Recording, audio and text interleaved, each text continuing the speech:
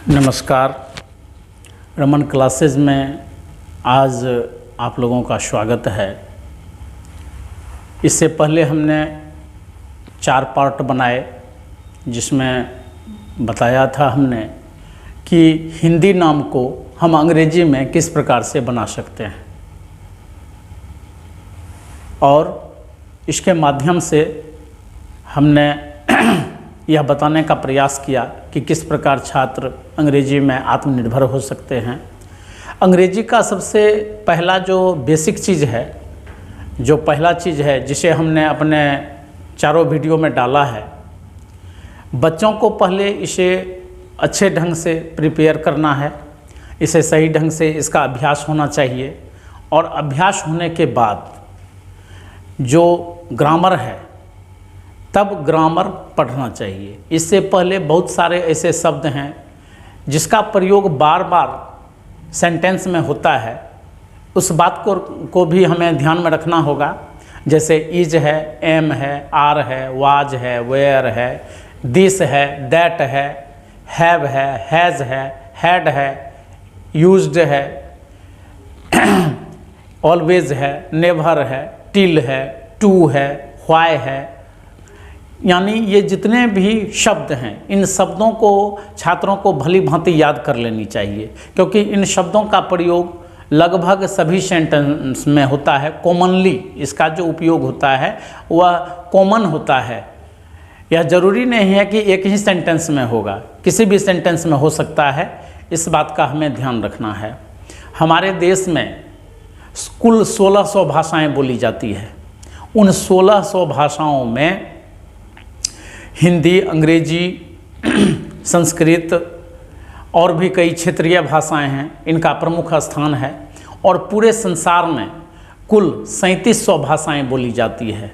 इसमें से आधी भाषाएं जो हैं वह हमारे देश में बोली जाती है।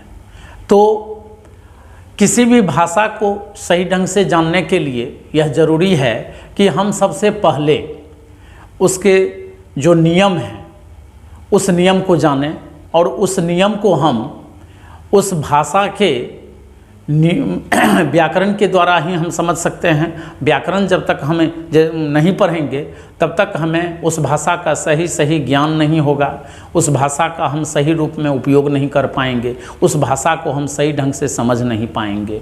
क्योंकि जो व्याकरण होता है, जो ग्रामर होते हैं, वो अपने नियमों से बंधे होते हैं, वे परिनिष्ठित होते हैं, और जब तक हम नियमबद्ध नहीं चलेंगे तब तक हम किसी भी भाषा का सही ढंग से हम उपयोग नहीं कर सकते हैं। तो आज हम जो इस भाग में आज शुरू करने जा रहे हैं वह है सबसे पहला चीज़ इंग्लिश ग्रामर। इंग्लिश ग्रामर क्या है? चाहे हम इसे हिंदी में बताएं या अंग्रेजी में बताएं, इससे कोई फ़र्क नहीं पड़ता है। हमारा जो कॉन्सेप्ट है वह बिल्कुल ही क्लियर होना चाहिए। पढ़ाने का तरीका वही सही है, भाषा वही सही है जो बच्चे को अच्छी तरह से समझ में आए, और जो माध्यम जो जिस तरीके से बच्चे अगर नहीं समझ रहे हैं तो वह तरीका बेकार है। इसलिए हम चाहते हैं कि सरल तरीके से सभी बच्चों को बताएं और अधिक से अधिक बच्चे इससे लाभान्वित हों। तो चलिए आज इस वीडियो को आरंभ करते हैं। तो सबसे पहला चीज़ है कि इंग्लिश ग्रामर किसे कहते हैं, इंग्लिश ग्रामर क्या है।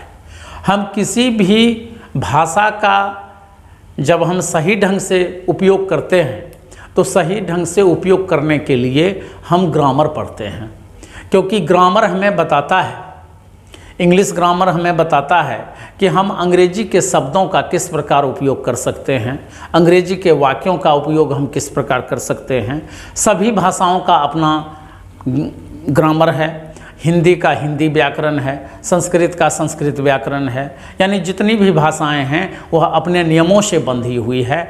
इसी कारण से अंग्रेजी भाषा भी यह एक अंतर्राष्ट्रीय भाषा है। वैसे कहा जाए तो अभी पूरे दुनिया में हिंदी भाषा भी कई देशों में बोले जाते हैं, लेकिन हम लोग हिंदी को इग्नोर करते हैं।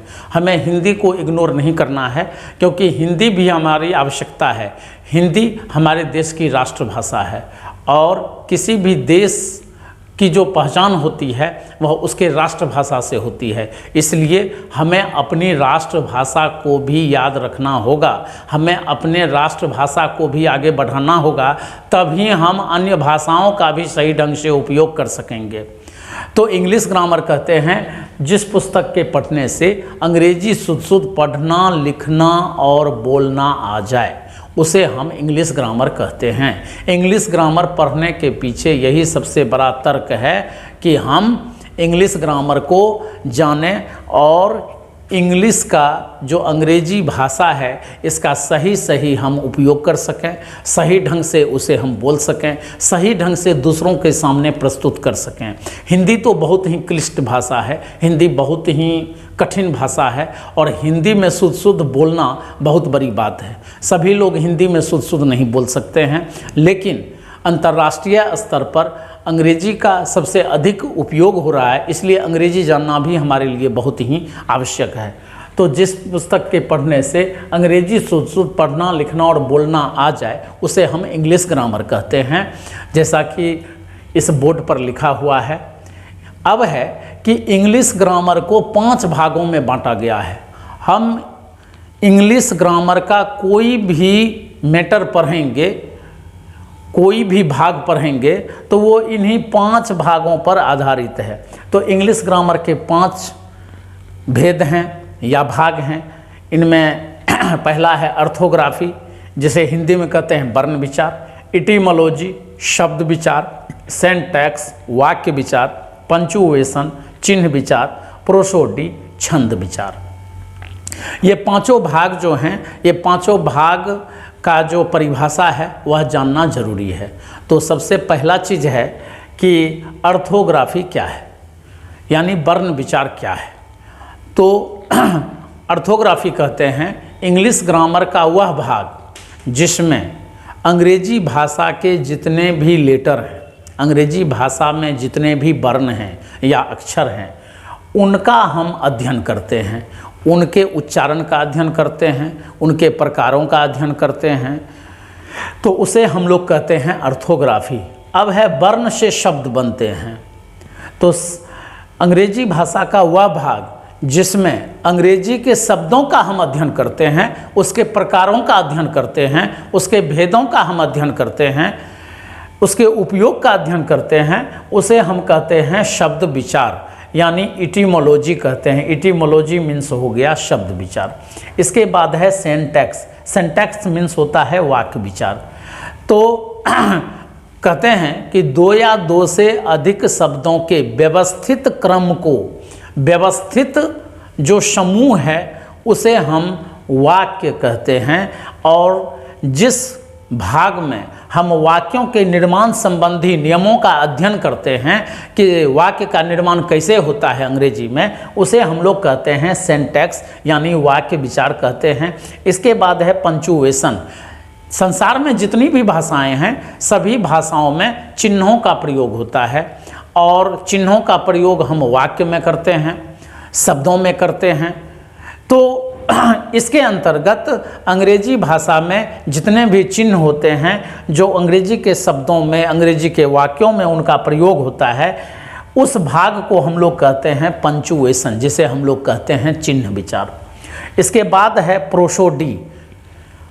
प्रोसोडी के अंतर्गत हम इस बात का अध्ययन करते हैं, इस बात को जानते हैं, इस बात को समझते हैं कि अंग्रेजी में जब हम संपूर्ण अंग्रेजी पढ़ लेते हैं तो संपूर्ण अंग्रेजी कहने का मतलब है ग्रामर पढ़ लेते हैं, सारे नियमों को जान जाते हैं, तब हम प्रोसोडी के नियमों का अध्ययन करते हैं ताकि हम छंदों की अर्थात कविताओं की रचना कर सकें, उसे पहचान सकें। और इसी कारण से ये संपूर्ण ग्रामर जो है यह 5 भाग पर आधारित है।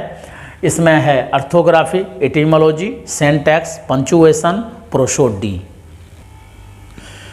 आपने देखा कि किस प्रकार से हमने इंग्लिश ग्रामर का परिभाषा लिखा, इसके भेद लिखे। आज का जो वीडियो है इस पार्ट में हम यहीं तक इसको रखते हैं और हम आशा करते हैं कि आपको यह जो वीडियो है, यह जो हमने कंटेंट दिया है आपके समक्ष, वह आप समस्त अभिभावकगण को बहुत ही अच्छा लगेगा और हमें आप हर तरह से प्रोत्साहित कीजिए। आपका एक लाइक, आपका एक व्यू हमारे लिए बहुत बड़ी बात होगी।